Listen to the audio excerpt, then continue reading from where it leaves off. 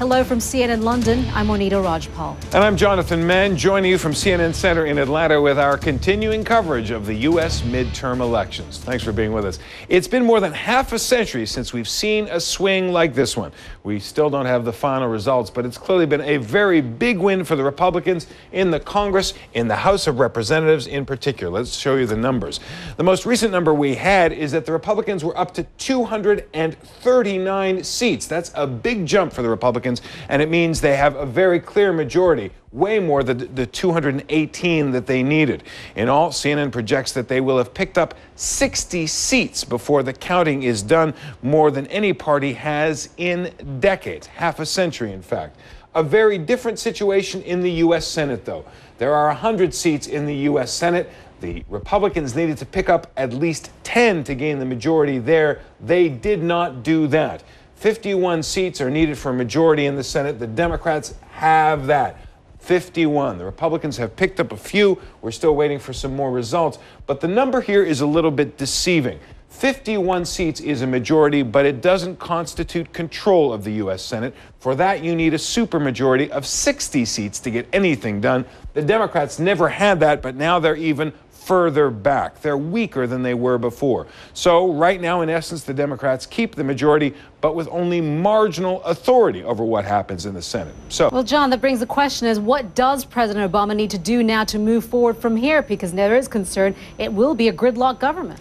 That is the big question. We heard from Boehner's aides, that it will be a working together situation. You're raising the possibility that we'll see the opposite. We'll see gridlock. That's the choice the president faces.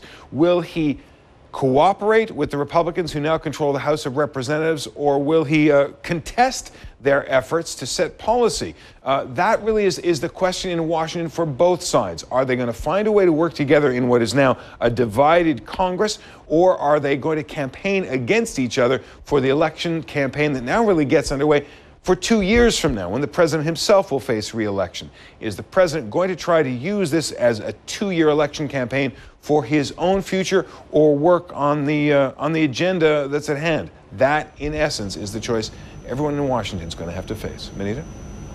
All right, John, thank you. So what was on voters' minds when they cast their ballot? CNN reporter Jason Asselin went to the polls in Iron Mountain, a city in the U.S. state of Michigan, to find out. What issues surround this election day? Shows that the U.S. stock markets tend to get a boost after midterm elections, and some believe that the bounce gets even bigger when Republicans make gains in Congress while a Democrat is in the White House. So what can we expect from today's results? David Buick is a market analyst for BGC Partners here in London. He joins us now. David, so what do you think is going to happen later today? Well, I think just we need to remember that we've had a pretty good run, both on the Dow, the S&P and the NASDAQ, and on world stock markets. We're up something over 20% in the course of the last 3 months.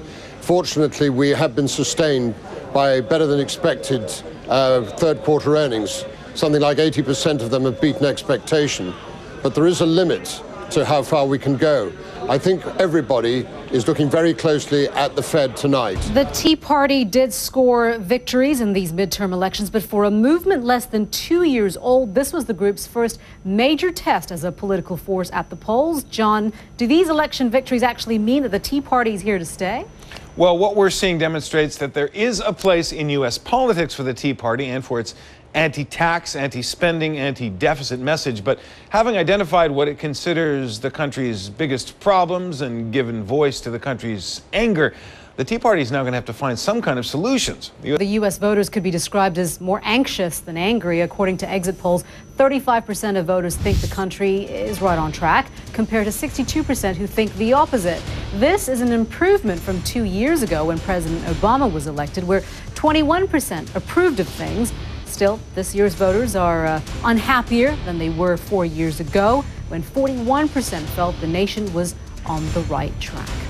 Voters had to decide on a host of ballot measures on Tuesday. There were 160 proposals across 37 states. Here's a look at some of the most controversial ones. In Oklahoma, CNN is projecting that voters passed a measure allowing residents to opt out of President Obama's health care reforms. In the month of November, because you have to keep in mind hurricane season ends November 30th.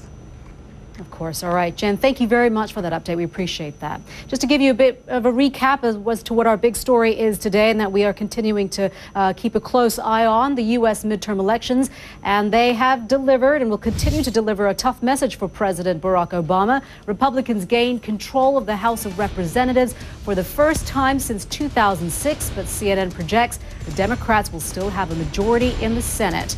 All 435 seats in the House of Representatives were up for grabs. Republicans needed a net gain of 39 to take control. In the Senate, 37 out of 100 seats were being decided. Our continuous coverage of the midterm elections takes place here on CNN. I'm Monita Rajpal in London for my colleague Jonathan Mann in Atlanta. World Sport is next.